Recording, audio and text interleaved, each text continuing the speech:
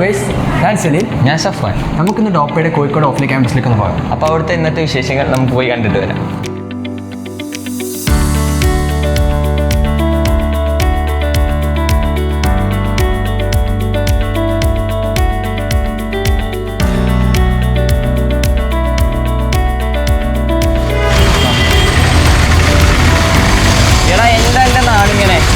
തിരക്കാണല്ലോ. എടാ, ഇതാണ് നമ്മുടെ സിറ്റി.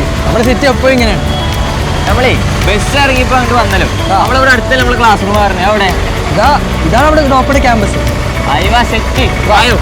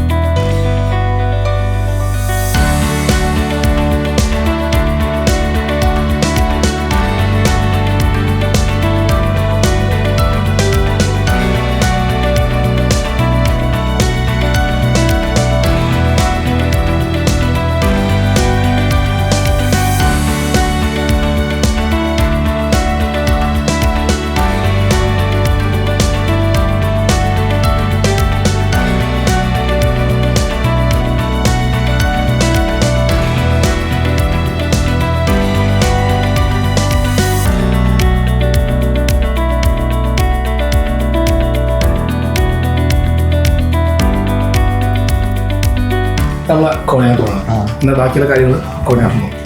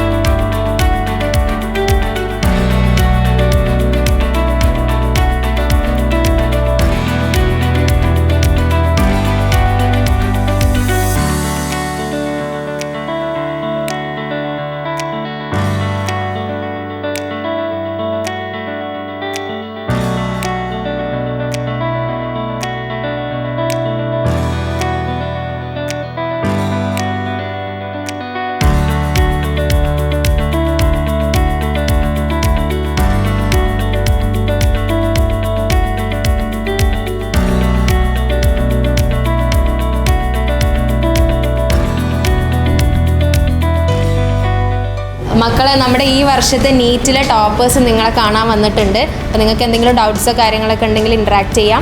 സലീൽ ആൻഡ് സഫ്വാൻ.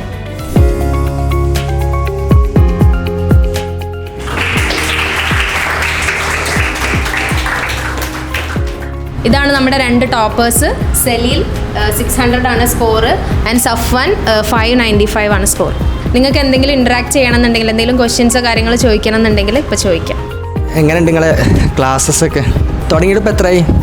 3 മാസം.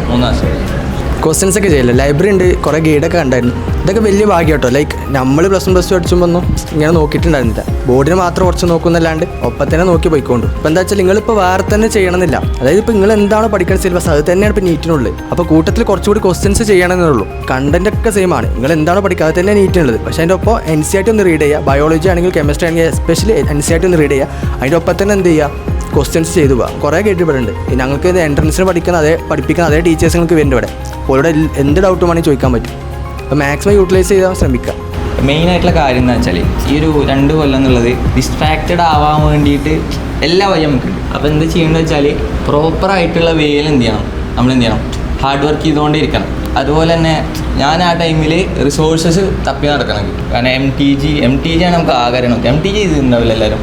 അതായത് നിങ്ങൾ മെയിനായി ഫോക്കസ് ചെയ്യേണ്ട കാര്യം എന്താ പറയുക, ഈ ഒബ്ജക്റ്റീവ് ക്വസ്റ്റ്യൻസ് ഇല്ലേ, ഇത് നമ്മൾ ഈ സബ്ജക്റ്റീവായി എഴുതി ഉണ്ടാക്കുന്ന ക്വസ്റ്റ്യൻസ് നല്ല വ്യത്യാസമുണ്ട്. ഞാനങ്ങനെ ഫോക്കസ് ചെയ്തപ്പോൾ ഒരു ചെറിയ പ്രശ്നം ഉണ്ടായി. കാരണം ലാസ്റ്റ് ഈ ബോർഡ് എക്സാമിനൊന്നും ഞാൻ എന്ത് എഴുതില്ല, ഇങ്ങനെ വലിച്ചാൽ ഞാൻ എഴുതില്ല, ഞാൻ ഈ പോയിന്റ് എഴുതും, ഉത്തരം എഴുതും. അപ്പോൾ നിങ്ങൾ ലാസ്റ്റിക്ക് ഇപ്പോൾ ഇവരൊരു പ്ലാൻ ഉണ്ടാവും. കാരണം നിങ്ങളെ ലാസ്റ്റിക്ക് തന്നെ എന്ത് ചെയ്യുള്ളൂ, മെയിനായിട്ട് ഒബ്ജക്റ്റീവായിട്ട് ഒരു ഫോക്കസ് ചെയ്യുള്ളൂ. ആ ടൈമിൽ നിങ്ങളത് വൃത്തിക്ക് ചെയ്യാന്നുള്ളത് തന്നെയാണ് കാര്യം. നിങ്ങൾ ഏകദേശം എത്ര ആസം ഒരു ദിവസം പഠിച്ചിട്ടുണ്ടാവുക? നമ്മൾ സ്റ്റാർട്ടിങ്ങിൽ നമ്മൾ അവേഴ്സ് എന്ന് പറയുമ്പോൾ ഞാനിവിടെ റിപ്പീറ്റിന് വരുമ്പോൾ ഡോപ്പൊക്കെ ഒരു പ്ലാൻ ഉണ്ടായിരുന്നു. അതിൽ 12 hours കിട്ടുക. ഇത് നമ്മൾ എന്ത് ചെയ്യും, കൂട്ടി വന്നിട്ട് ഏകദേശം ഒരു 14 to 16 hours വരെ നമുക്ക് പഠിക്കാൻ പറ്റും. സത്യം പറഞ്ഞൊക്കെ അറിയില്ലൊക്കെ അങ്ങനെ പഠിക്കാൻ പറ്റുമായിരുന്നു.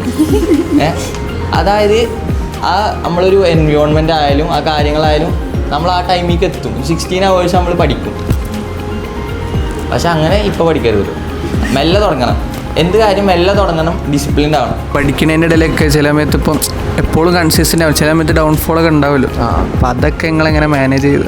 അതായത് നമുക്ക് ഈ പറഞ്ഞ നമുക്ക് എല്ലാ ദിവസവും നമ്മളെ ഫുള്ള് കൊടുക്കാൻ പറ്റില്ല. ചില ദിവസം നമ്മൾ ഡൗൺ ആവുന്നുണ്ടാവും, ചില ദിവസം അടിപൊളിയായിട്ട് നിൽക്കുന്നുണ്ടാവും. അപ്പോൾ അടിപൊളിയായി നിൽക്കുന്ന സമയത്ത് നമുക്ക് അത്രയും ഞാനൊക്കെ ചെയ്ത് നമ്മൾ അടിപൊളി നല്ല മൂഡിൽ നിൽക്കുന്ന സമയത്ത് അത്യാവശ്യം ഒരുപാട് ക്വസ്റ്റ്യൻസ് ചെയ്യുക. കാരണം എൻട്രൻസ് പഠിക്കുമ്പോൾ ഇമ്പോർട്ടൻ്റ് നമ്മൾ എത്ര ക്വസ്റ്റ്യൻസ് ചെയ്തെന്നാണ്. അപ്പോൾ നമ്മളിങ്ങനെ പറയും ലൈക്ക് നിങ്ങൾ ക്ലാസ് കണ്ടില്ലെങ്കിലും വേണ്ടിയില്ല ക്വസ്റ്റ്യൻ ചെയ്യണം എന്നാണ്.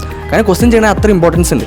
കാരണം നമ്മൾ ഇപ്പോൾ ഈ നീറ്റിനും പോലെ എന്നെ എന്താ പറയുക സഹായിച്ച് ഫിസിക്സിലൊക്കെ പ്രത്യേകിച്ച് എന്നെ സഹായിച്ച് നിങ്ങൾ ഈ നീറ്റിൻ്റെ ഫിസിക്സിൻ്റെ ക്വസ്റ്റ്യൻ പേപ്പർ കണ്ടോ, അത് പലതും എന്നെ സഹായിച്ചത് എന്താ വെച്ചാൽ നമ്മൾ പണ്ട് ചെയ്ത് വെച്ച അടിപൊളി ക്വസ്റ്റ്യൻസ് ഉണ്ടല്ലോ, ആ ഒരു എക്സ്പീരിയൻസ്. അപ്പോൾ നമ്മൾ എത്രമാത്രം ക്വസ്റ്റ്യൻ ചെയ്യണം ഇമ്പോർട്ടൻറ്റ്.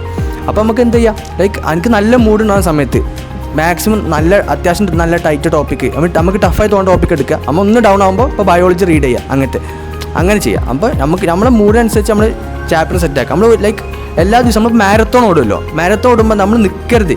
ഇപ്പോൾ നമ്മൾ ആകെ ക്ഷീണിക്കുമ്പോൾ ജസ്റ്റ് ഒന്ന് ഓടുക, നല്ല ഇത് കിട്ടുമ്പോൾ ഫുൾ എനർജിയിലോടുക. അങ്ങനെ അപ്പോൾ ത്രൂ ഔട്ട് ആ സാധനം കീപ്പ് ചെയ്യുക. അപ്പോൾ നമ്മൾ മൂഡ് ഔട്ടായി നിൽക്കുന്ന സമയത്ത് അതിനനുസരിച്ചുള്ള ടോപ്പിക് എടുത്ത് ചെയ്യുക. അപ്പോൾ ബയോളജി റീഡ് ചെയ്യുക, അങ്ങനത്തെ ഒക്കെ ഞങ്ങളൊക്കെ അങ്ങനെ ചെയ്തിട്ടുണ്ടായി. ഞാൻ കഴിഞ്ഞാൽ ഇതേമാതിരി എക്സാം കഴിഞ്ഞ് കിട്ടിയില്ല കേട്ടോ നീറ്റ്. അപ്പോൾ ലൈക്ക് നമ്മൾ പള്ളിയിലൊക്കെ പോകുമ്പോൾ നാട്ടുകാരും ചോദിക്കും എന്താ എക്സാം എന്താ, അപ്പോൾ അറിയും 4-5 ക്വസ്റ്റ്യൻ കൂടെ അടിക്കുക, അതിന് 633 മാർക്ക്. പക്ഷേ കഴിഞ്ഞാൽ നമുക്ക് 655 കിട്ടണേ. പക്ഷേ ഇപ്പം മാർക്കല്ലേ കാര്യം, റാങ്കിൻ്റെ ഇമ്പോർട്ടൻസ്. അപ്പോൾ നമ്മൾ ചിന്തിക്കും കഴിഞ്ഞാൽ 633 പക്ഷേ 600 അല്ലേ, പക്ഷേ റാങ്കല്ലേ വ്യത്യാസമുണ്ട്.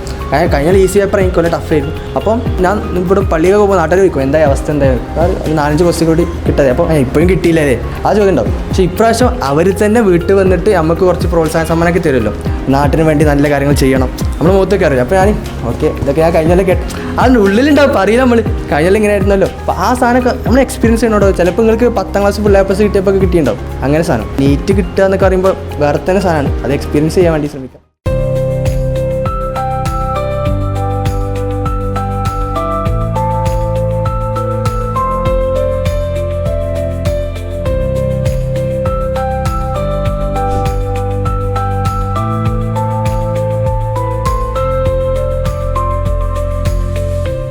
ഇതുപോലെ സ്റ്റുഡൻസ് പഠിക്കാൻ വരുമ്പോൾ നമ്മളിങ്ങനെ ഫോൺ എടുത്ത് കോർഡിനേറ്റേഴ്സിനെ ഏൽപ്പിക്കാറുണ്ട്.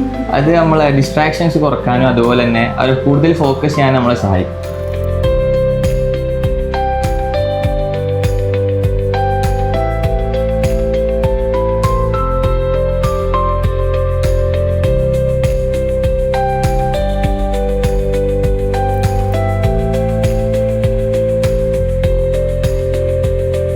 സോ ഇതാണ് നമ്മുടെ കോഴിക്കോട് ഓഫ്ലൈൻ ക്യാമ്പസ്.